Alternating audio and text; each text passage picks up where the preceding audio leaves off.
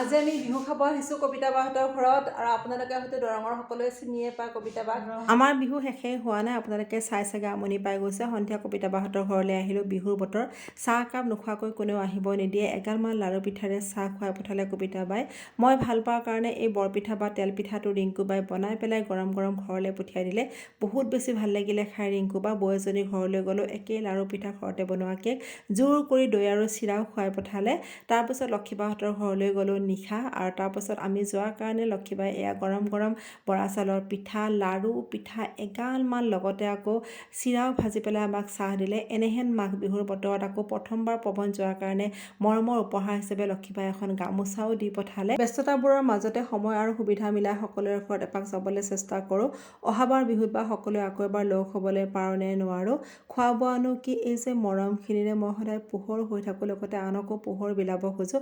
সকলোৱে ভালে থাকক।